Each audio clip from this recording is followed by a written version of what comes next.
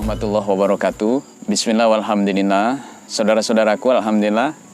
Kesempatan ini kita ada di Desa Sri Mulyo, Kecamatan STL Ulu Terawas, Kabupaten Musirawas. Tepatnya saat ini saya ada di Taman Edu Park di Desa Sri Mulyo. Ada di perbukitan saya saat ini dan melihat ke bawah cukup sayup, juga ke atas masih tinggi lagi.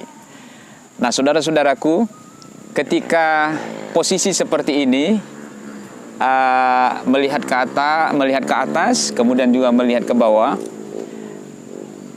saya ingat dengan salah satu pesan Rasul Muhammad SAW seperti yang ada di kitab Nasoihul Ibad.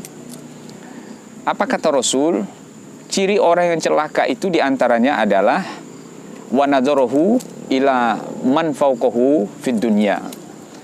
Orang celaka itu adalah orang yang selalu melihat di atasnya dalam hal dunia. Artinya apa? Orang itu selalu saja melihat orang yang lebih dari dia dalam hal duniawi.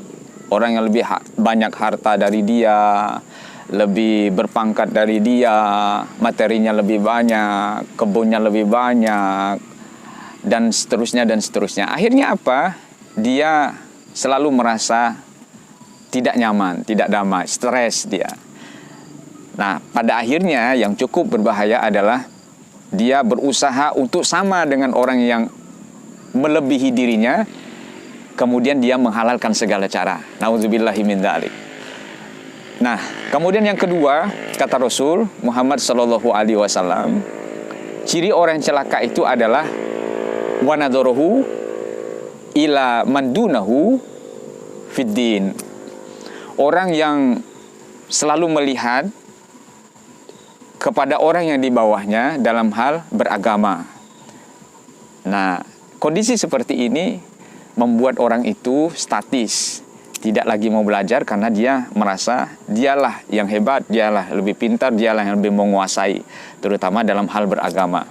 Dia lebih taat karena banyak orang yang di bawah dia yang tidak setaat dirinya, tidak sepintar dirinya dalam hal beragama. Kata Rasul, orang seperti ini celaka.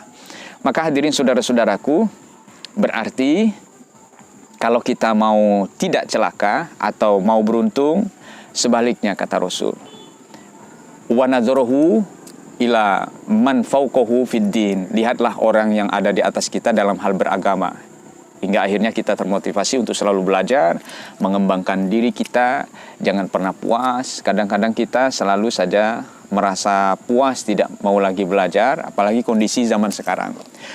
Sudah banyak orang merasa pintar, akhirnya membuat masyarakat kadang-kadang cenderung bingung, ragu, banyak mazhab, banyak pendapat. Akhirnya banyak orang yang taklid buta. Ingat, beribadahlah, taatlah dengan ilmu.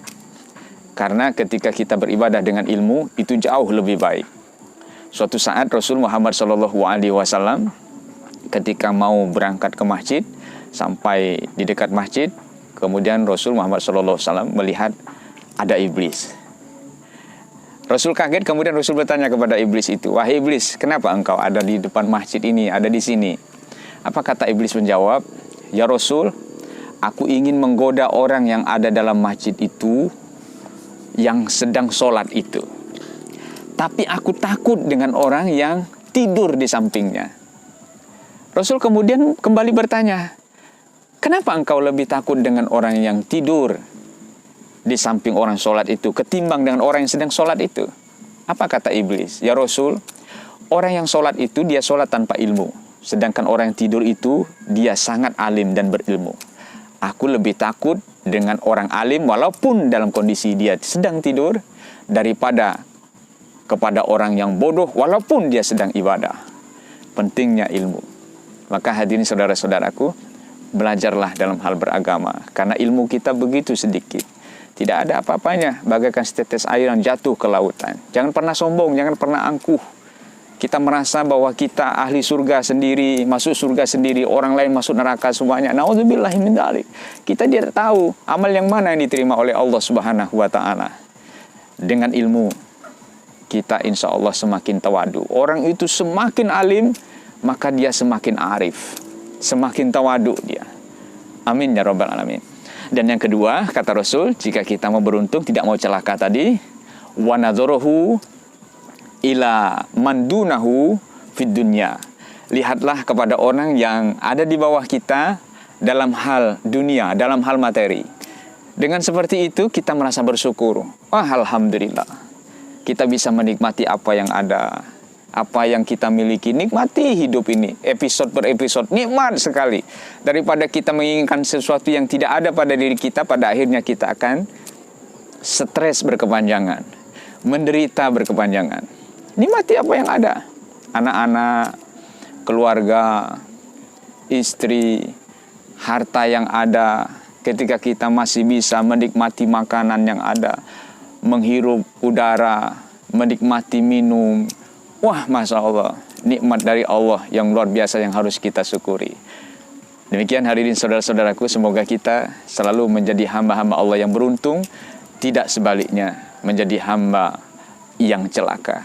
Na'udzubillahi min dzalik, dan semoga menjadi ilmu yang bermanfaat. Wassalamualaikum warahmatullahi wabarakatuh.